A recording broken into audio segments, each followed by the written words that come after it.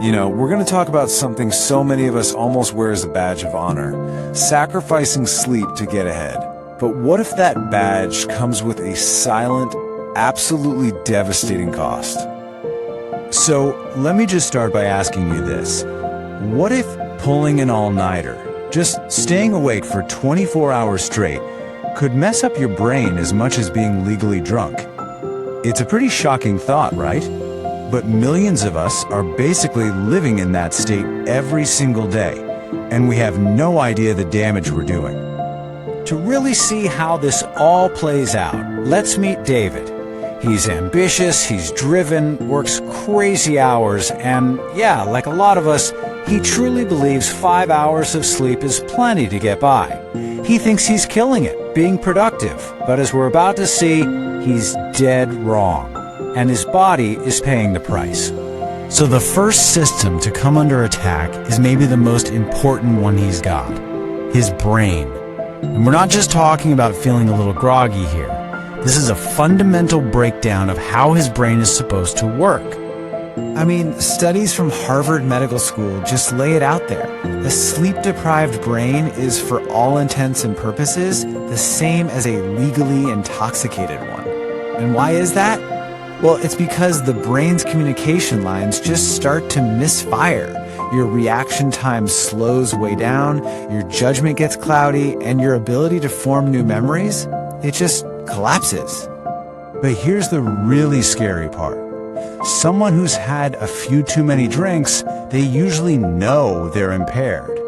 The sleep-deprived person, though, they genuinely believe they are performing at their absolute best. David thought he was on top of his game, but in reality, his brain was just running on fumes, making one bad decision after another and failing to lock in any long-term memories. And the brain is just the beginning.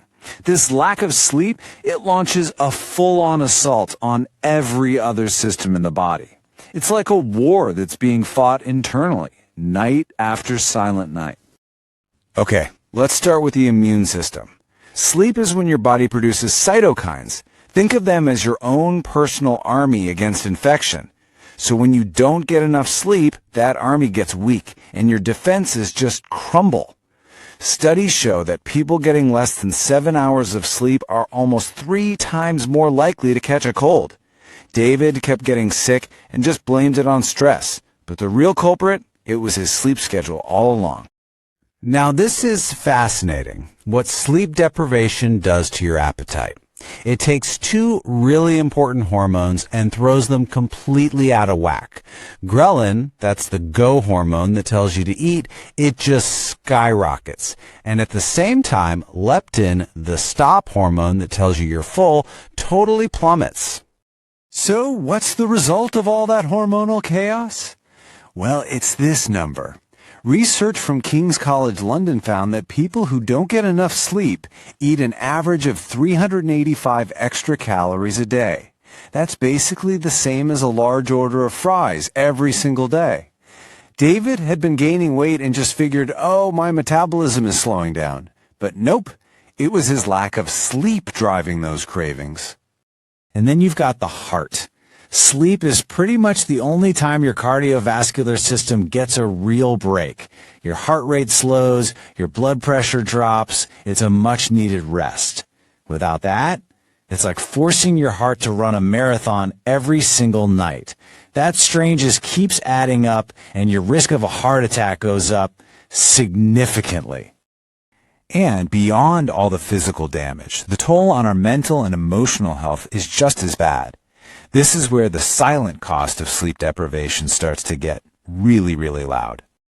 There's a key part of your brain called the amygdala, which is kind of like your emotional control center. Well, it becomes up to 60% more reactive when you're sleep deprived. This is the reason why small frustrations suddenly feel like the end of the world. Minor problems feel like total catastrophes, all because the emotional volume knob in your brain is cranked way, way up.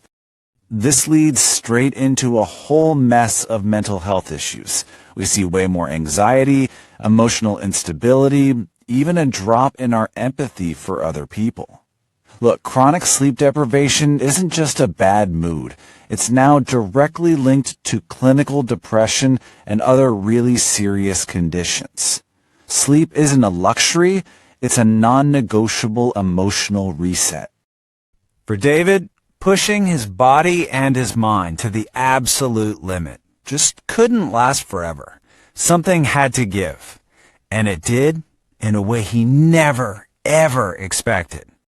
This was David's wake-up call, and it was a brutal one.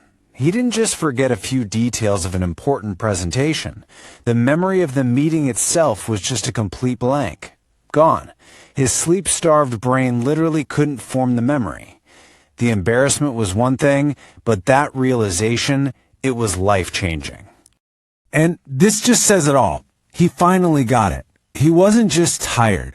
He was systematically breaking down every single part of himself, from his brain to his heart to his mental health. He was running on empty. So that night, David made a change. And you know what? The solution wasn't some complex, crazy thing. He set a consistent bedtime. He put his phone away an hour before sleep. He made his room cool and dark, and he actually prioritized getting a full 8 hours. And within 2 weeks, his focus came back, his mood evened out, and his energy just came roaring back. He simply gave his body and brain the rest they had been begging for. We have to reframe how we think about this. Sacrificing sleep is not a sign of dedication or some kind of strength. It's a slow, silent emergency. It's an act of self-harm that we've somehow managed to normalize in our culture. So David's story had a turning point that forced him to face the true cost of his habits. The real question for all of us is, what will our turning point